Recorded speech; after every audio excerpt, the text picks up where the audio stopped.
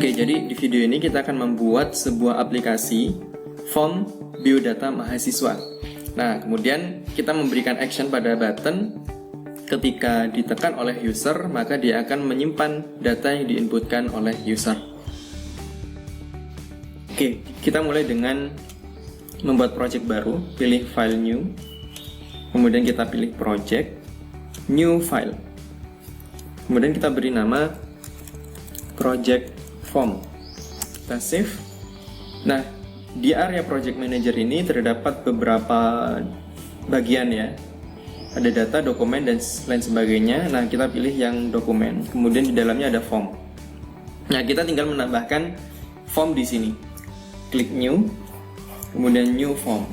Nah, ini adalah area kerja form kita. Jadi kita tinggal drag and drop sebuah elemen objek formnya. Kemudian ini adalah form kontrolnya. Ini adalah form kontrolnya. Jadi di sini ini adalah label, ini teks, kemudian ini teks area, ini button, dan lain sebagainya. Bisa teman-teman cek masing-masing.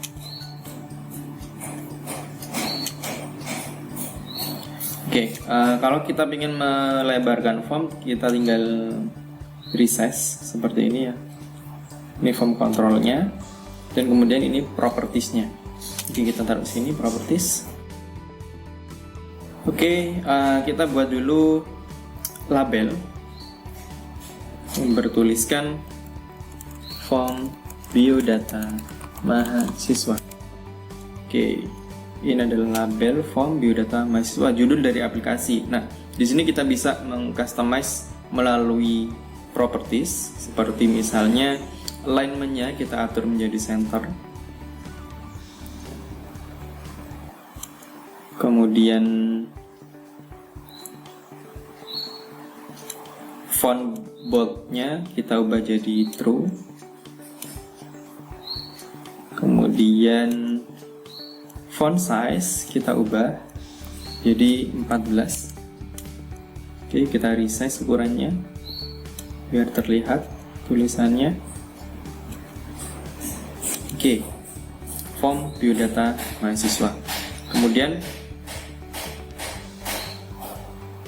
kita buat label untuk keterangan formnya. Misalnya yang pertama adalah nama. Kita bikin yang kedua. Ini. Dan seterusnya ada email dan nomor HP. Oke, setelah itu kita tambahkan bagian text field.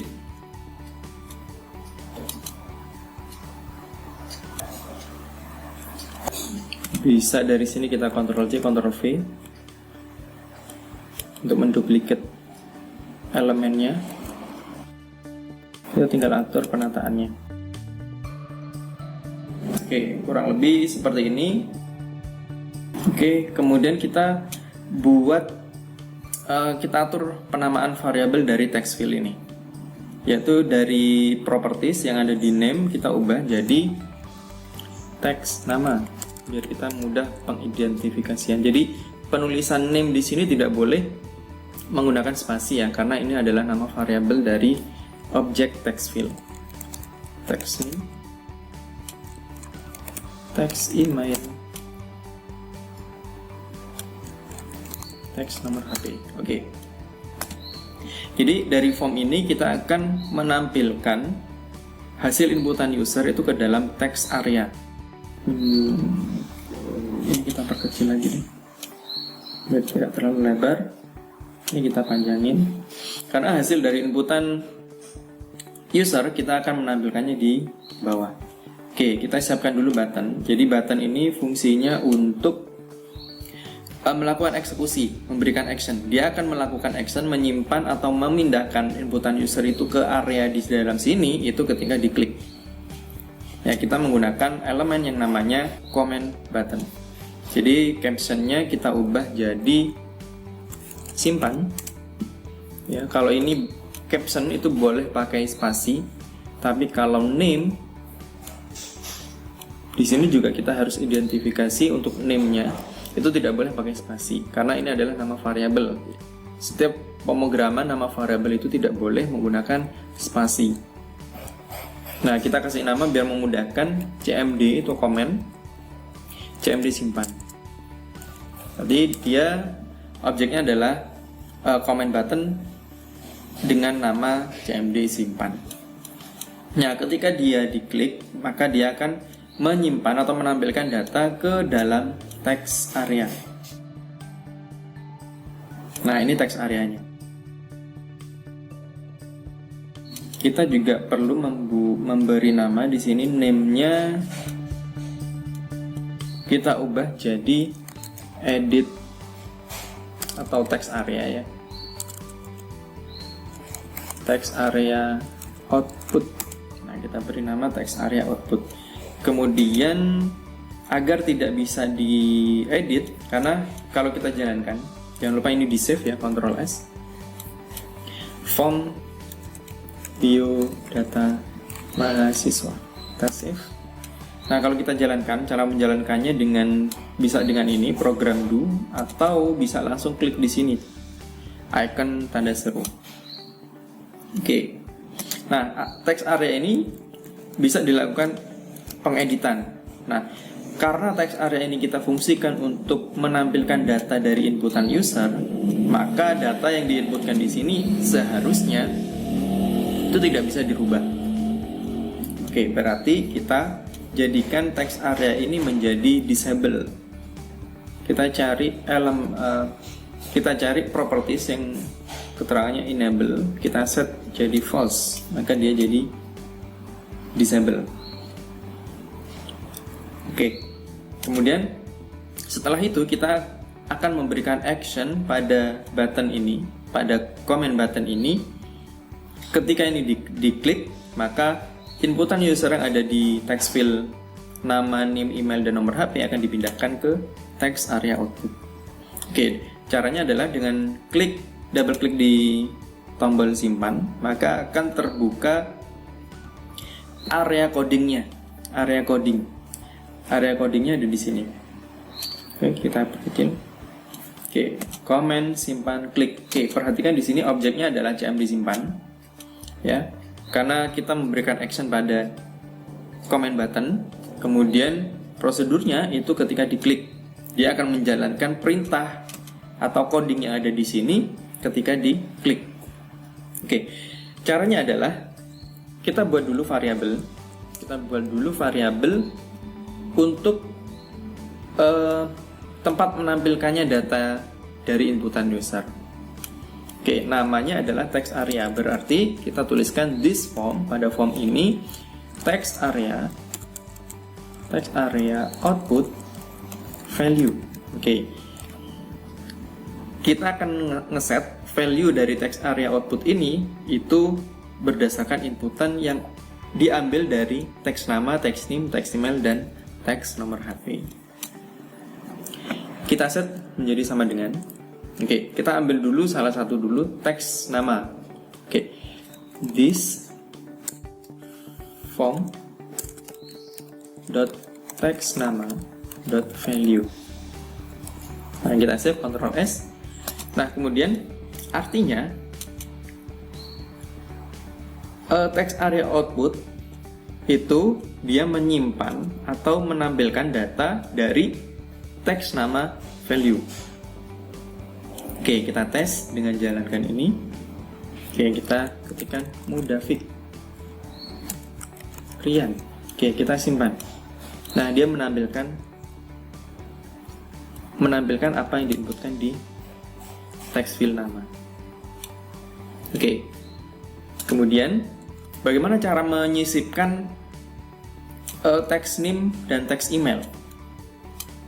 Oke, cara menyisipkannya kita buat pemisah.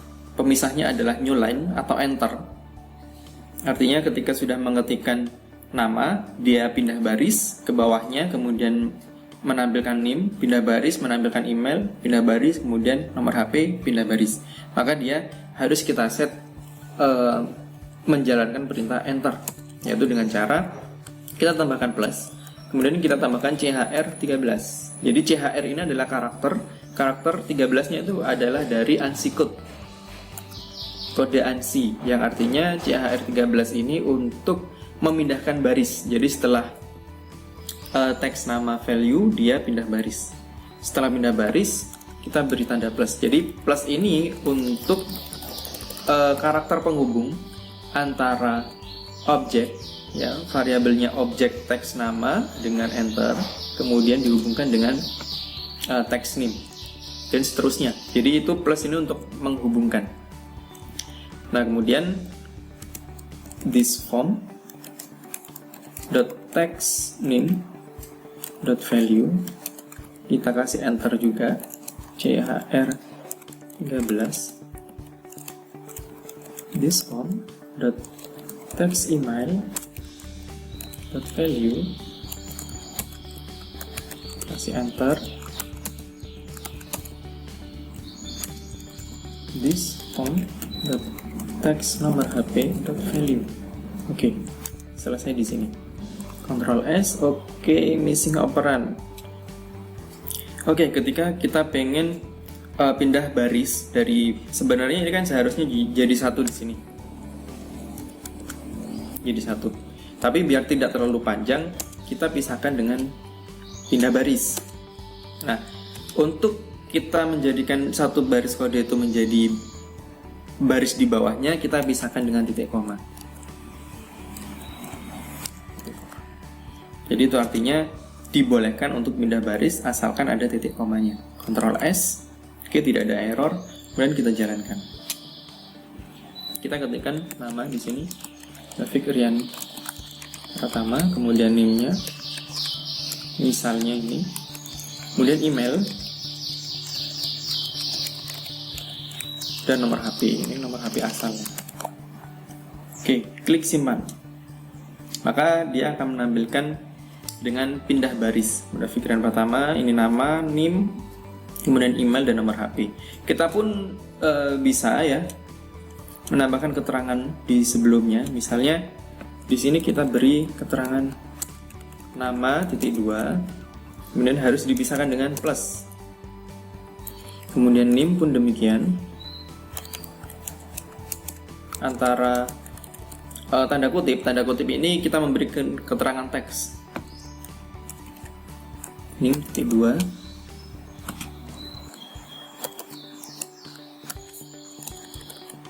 Kemudian email titik 2, dan terakhir adalah nomor HP. Oke, Ctrl S, kita jalankan. Kita ketikkan lagi. Ini asal terngoding@gmail.com. Ini asal 08. Oke, kita klik simpan. Maka ada keterangan nama, name, email, dan nomor HP. Itu tambahan untuk menampilkan output di dalam teks area. Nah, kalau misalkan kita pengen memberi tambahan button, jadi ini kan kalau kita sudah mengetikkan sesuatu di sini, ketika disimpan di teks areanya ini tidak hilang. Nah, kita pengen setelah simpan text field-nya itu ke reset ya. Jadi kosong semua. Nah, kita tinggal menambahkan baris di sini. This form dot text nama. Jadi setelah mengeksekusi baris di atas, kita set value-nya kosong. This form text name, value-nya kosong. This form text email, value-nya kosong. Jadi pemberian tanda kutip tanpa ada teks itu artinya mengosongkan area text field.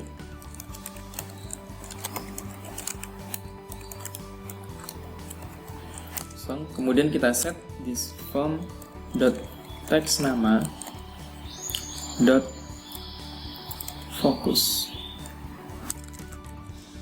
set focus. Oke, kita save. Set focus ini ketika ini sudah dijalankan, dikosongin semua, maka kursor akan mengaktifkan di area teks nama. Oke, kita jalankan. Misalkan saya menuliskan Andre Krisandi, NIM, oke, email, salah aja. Oke, klik simpan. Nah, setelah dia pindah ke sini, text field-nya kosong, kemudian set fokusnya ada di sini. Jadi kursornya aktif ada di teks nama. Oke. Terus kemudian kalau kita pengen menambahkan sebuah button untuk keluar atau exit.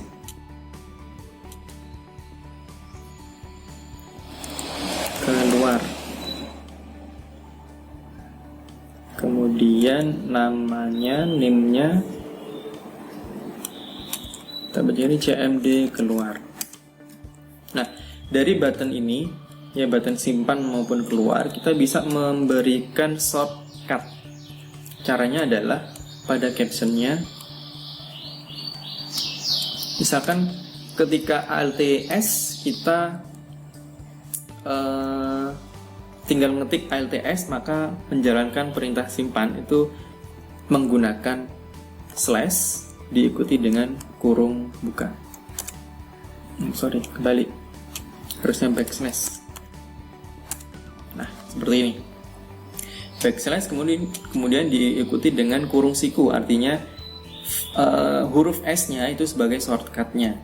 Kalau keluar, itu kita juga bisa menambahkan misalkan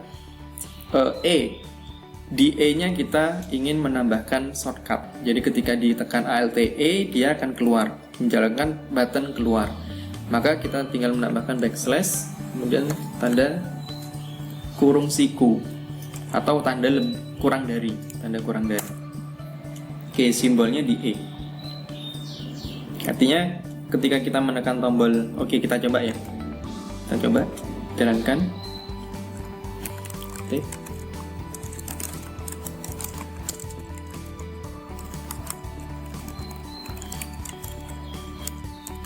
Oke.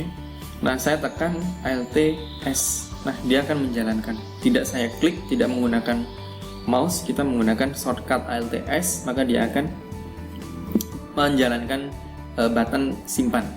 Nah, itu shortcut. Sedangkan keluar, ini karena keluar belum kita berikan action. Oke, kita kasih action, misalnya keluar aplikasi, menghentikan aplikasi. Tinggal diklikkan aja this form dot release. Oke, dot release artinya keluar.